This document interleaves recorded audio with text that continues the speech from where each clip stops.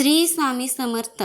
नमस्कार मित्रांनो, माझ्या यूट्यूब चॅनलवरती तुमचं मनापासून खूप खूप स्वागत आहे. आणि आजच्या या नवीन व्हिडिओला सुरुवात करूया. त्या अगोदर तुमच्या स्वामींचा आशीर्वाद प्राप्त करून घेण्यासाठी कमेंट बॉक्समध्ये श्री स्वामी समर्थ लिहायला विसरू नका. उद्या 27 मे कमला एकादशी आणि अधिक मास. सकाळी घराच्या उंबरठ्यावर ठेवा ही एक वस्तू. मुलांची पतीची जोरदार प्रगती होईल. शत्रू लोटांगण घालेल.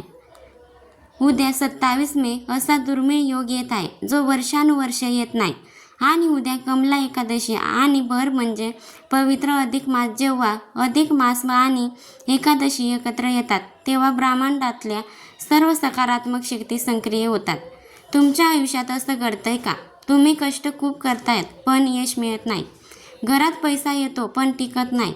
काही लोक अशी तुमच्यासमोर गोड बोलतात आणि तुमच्या पाठीमागे तुमच्या संपत्तीवर जळतात. तुमच्या घरावर कलह निर्माण करण्याचा प्रयत्न करतात. तर आजचा हा व्हिडिओ तुमच्या फायद्यासाठी ठरणार आहे. कुठेही स्किप न करता व्हिडिओ संपूर्ण बघा. आज मी तुम्हाला एक असा उपाय सांगणार आहे. उद्या सूर्यास्तापूर्वी किंवा सकाळी सकाळी तुमच्या घराच्या उंबरठ्यावर एक वस्तू अशी ठेवा. तुम्ही हा उपाय केल्यावर तुमच्या घरातली गरिबी तर कायमची नष्ट होईलच. म्हणजे शत्रू तुमच्या पाठीमागे कारस्थान रचत आहेत.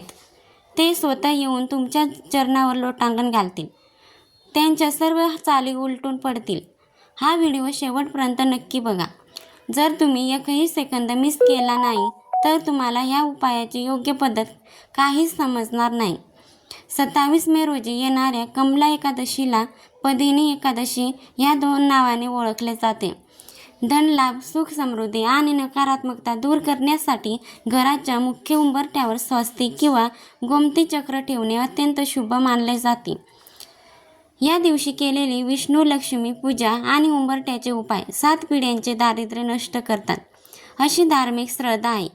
कमला एकादशीची संपूर्ण माहिती आणि विधी, तिथी व शुभ मुहूर्त 27 मे रोजी एकादशी उदय तिथीनुसार साजरी केली जाईल. या दिवशी भगवान विष्णूची विशेष पूजा केली जाते. उंबरठ्यावरील उपाय. गोमती चक्र. उंबरठ्याला हळद कुंकू लावून त्यावर गोमती चक्र किंवा श्रीयंत्र ठेवल्यास घरात माता लक्ष्मीचा कायम वास राहतो. उंबरठा लेपन. गुरुवारी किंवा एकादशीच्या दिवशी उंबरठ्याची स्वच्छता करून हळदीने लेपन करावे. पिवळी मोहरी. मुख्य प्रवेशद्वारावर पिवळी मोहरी टाकल्याने घरातील सर्व प्रकारची नकारात्मक ऊर्जा नष्ट होते.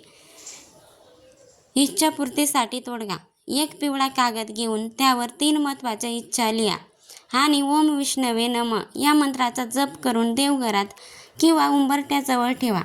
जर तुम्हाला हा व्हिडिओ मनापासून आवडला असेल तर व्हिडिओला लाईक करा आणि तुमच्या मित्रपरिवारासोबत हा व्हिडिओ शेअर करा. आपल्या चॅनलला सबस्क्राईब करून बेल आयकॉन दाबायला विसरू नका, जेणेकरून असेच माहितीपूर्ण व्हिडिओ तुम्हाला रोज पाहता येतील. कमेंट बॉक्समध्ये भक्तिभावाने लिहा श्री स्वामी समर्थ. जय जय स्वामी समर्थ. ओम नमो भगवते वासुदेवाय नमः.